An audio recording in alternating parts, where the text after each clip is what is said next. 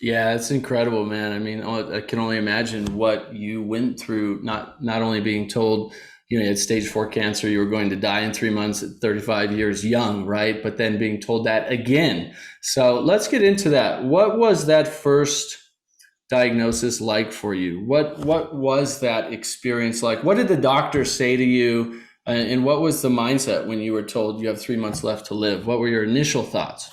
Early on in 2015, I realized now, for that, spring and summer, I had some swollen lymph nodes that popped up on my neck. I was having some night sweats, but it didn't seem to be really hindering me from playing tennis, everyday activities, and I wasn't necessarily in physical sickness at that time, so I didn't really do anything about it. And then in August, uh, my aunt was in town and she saw the swollen lymph nodes and she said, I really think you should go get that checked out. And so I did. But the blood work came back fine. And my doctor thought it was just like an infection or something. And so I just went on about my day. Well, I happened to be transitioning from being a real estate agent into becoming a loan officer at a brand new company. And I'm about 2 weeks into that training in Oklahoma City, which is about an hour and a half from where I live in Tulsa. And I'm down there, staying in a hotel at night, going to training in the daytime. About 3 or 4 days into that, I'm awakened at like 5 in the morning with the worst headache I have ever experienced in my life. I never really had been a person that got headaches. And so for the next several days, I tried everything. I tried taking, migraine pills. I went to the eye doctor. I went to the chiropractor. I thought maybe I'd been staring at a screen too long. I got some reading glasses and they just persisted.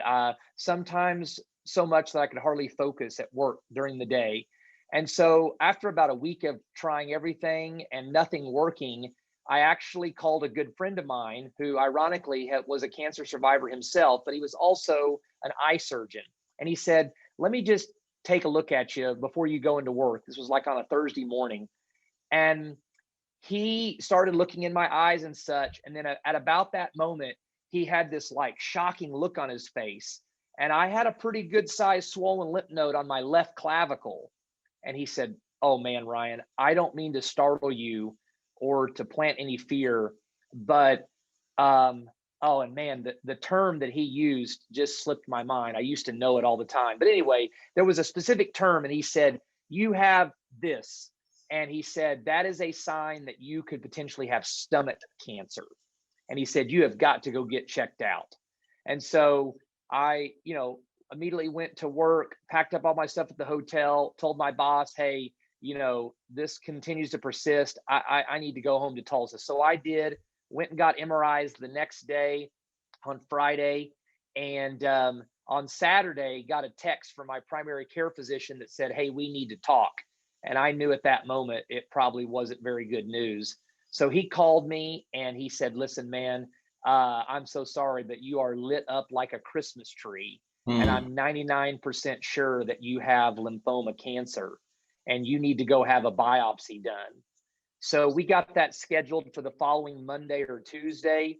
And because I had watched The Truth About Cancer about 3 months earlier, thinking that I was doing that to try to assist my father, who was dealing with a recurrence of brain cancer, not having any idea what I was about to face myself, almost immediately, my wife and I jumped into action, even before I went and got the biopsy. And before you knew it, within a day or two, I was down in turmeric shots. I was juicing. I was eating green leafy vegetables, just any of the basic little things that I could immediately start doing that had jumped out from watching that series, that made sense to us. I just started doing. So I went and had the biopsy done. And then I think a few days after that, I had a PET scan. And what's so interesting, Nathan, is because the MRIs measured the size of all the lymph nodes. And then it was about 2 or 3 weeks later that the PET scan results came in. And I had my first meeting with the oncologist.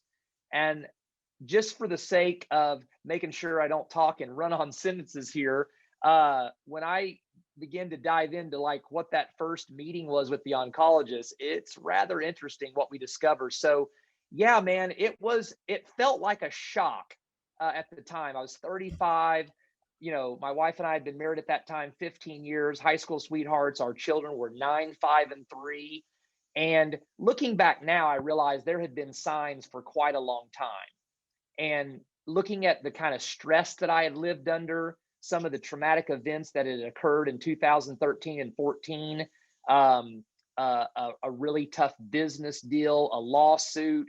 I see now that actually it had been forming, if you will, for quite a long time, but I just was not in enough awareness that time to realize that those were things I needed to address, the night sweats, the swollen lymph nodes. And so by the time it got serious, I was at stage 4 non-Hodgkin's lymphoma with a tumor load from my groin to my neck, a basketball sized cluster in my stomach.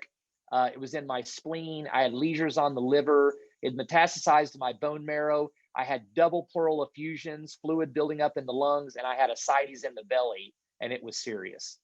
We hope you enjoyed this short excerpt from the Health and Healing Club. This entire video, including an in-depth discussion and thoughtful and inspiring questions and answers, is available inside the Health and Healing Club, along with hundreds of hours of premium and exclusive life-changing content, practices, and holistic, natural, and integrative solutions for health and healing. You can start your free trial today at healthandhealingclub.com.